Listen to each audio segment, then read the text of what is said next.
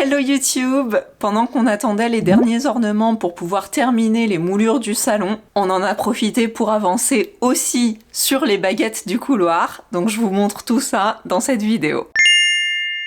Donc voilà à quoi ressemble actuellement le couloir. On a tout nettoyé, on a enlevé les cartons par terre. Franchement, c'est trop joli. J'aime trop cette perspective là en longueur avec le parquet.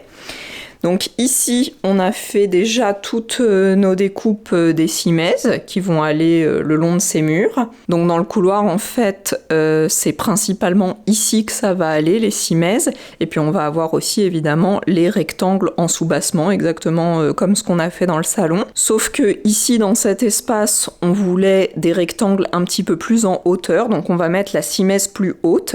Et finalement, le point de référence qu'on a pris pour définir la hauteur de cette simèze, et ben c'est tout simplement le bas de la verrière. Alors on a un peu hésité parce qu'on avait plusieurs options. Donc la première option, c'était de venir mettre la simèze, donc évidemment à cheval entre le cadre de la verrière et le mur pour cacher justement cette jointure un petit peu moche et irrégulière.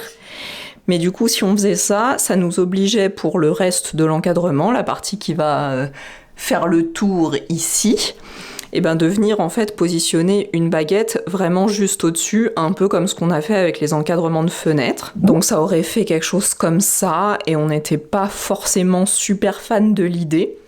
Donc du coup, la deuxième option, c'était de faire un cadre complet en mettant donc la petite baguette ici aussi pour justement faire l'ensemble du cadre avec ces petites baguettes. Ça, c'est les baguettes qui font 2,8 cm.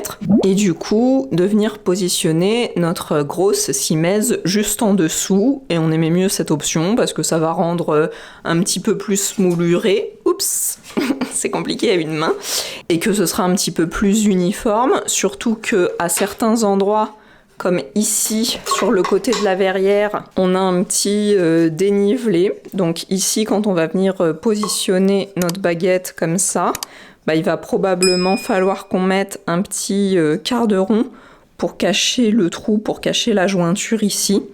Donc on ne savait pas si ce serait très beau, si on devait mettre un quart de rond partout, ou de venir intégrer un quart de rond par-dessus la simèze ici. Bref, donc on préfère cette option de petite baguette plus simèze, et c'est ça qui définit du coup la hauteur de la simèze qui va courir tout le long de ces murs. Donc le mur ici sous la verrière, le placard, et puis ce mur-là, ce grand mur-là.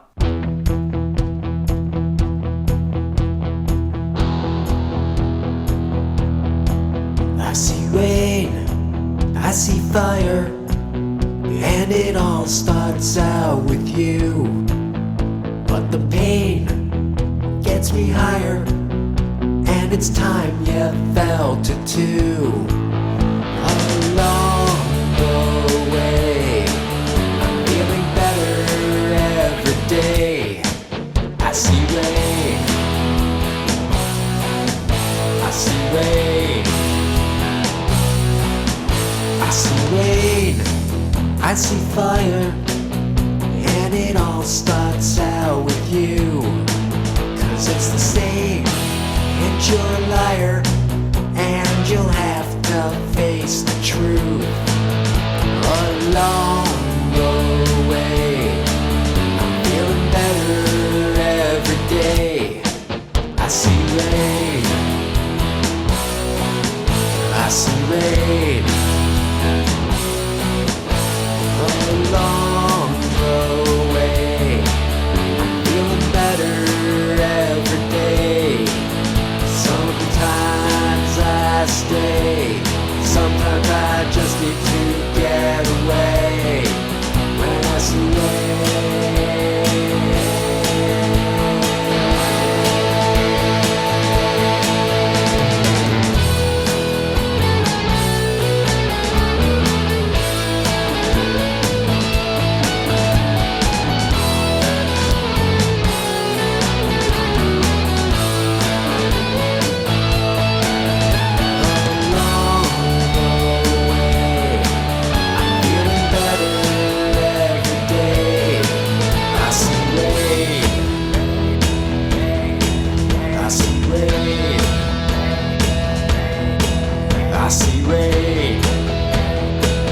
Stephen a fait les bandes à joint à l'angle entre le placard et le mur, et il en a aussi profité pour enduire toute la surface des portes en MDF pour que le fini soit plus lisse au moment où on fera la peinture. Évidemment, ça aurait été plus simple de faire tout ça avant la pose de la simèse, mais bon.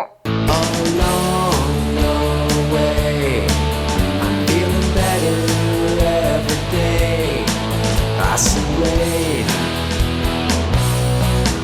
I see rain. I see rain. I see rain. I see rain.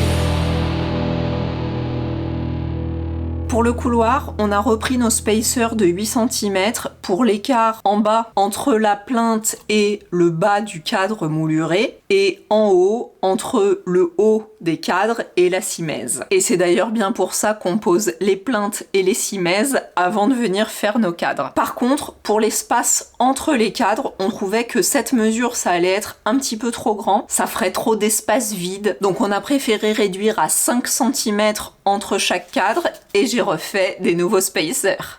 If there's a light in front of me, I swear that I can't see it anymore. When will I find my way back home?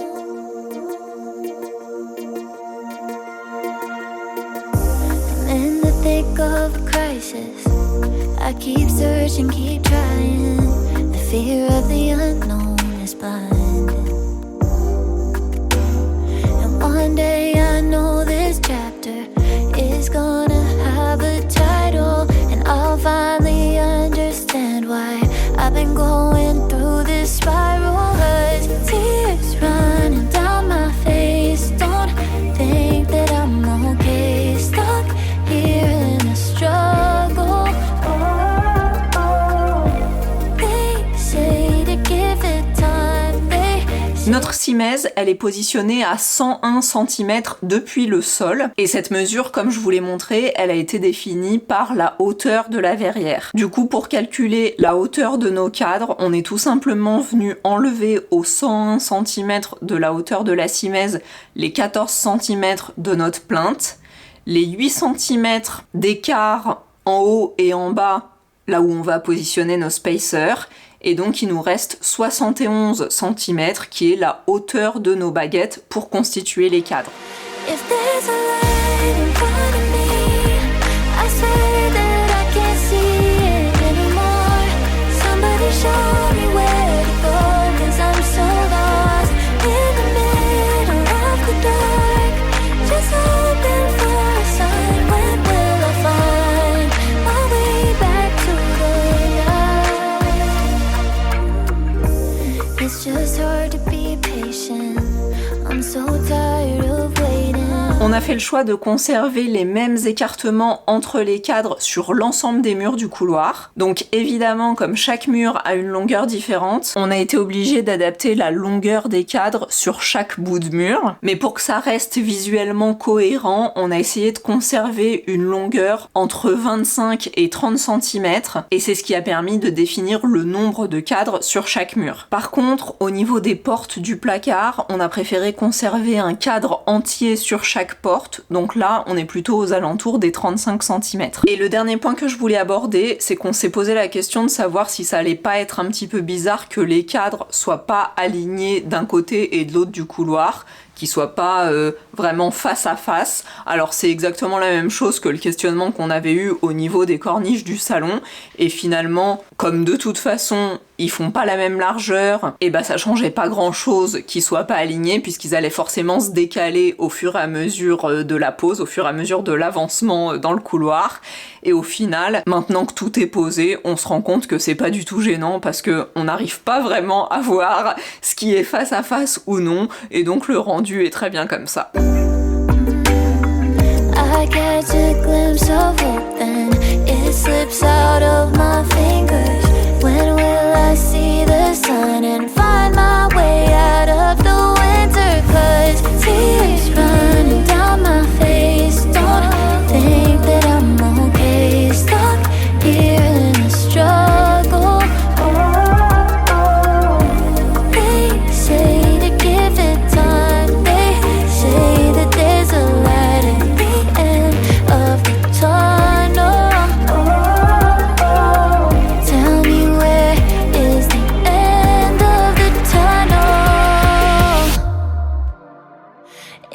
There's a light in front of me. I swear that I can't see it anymore.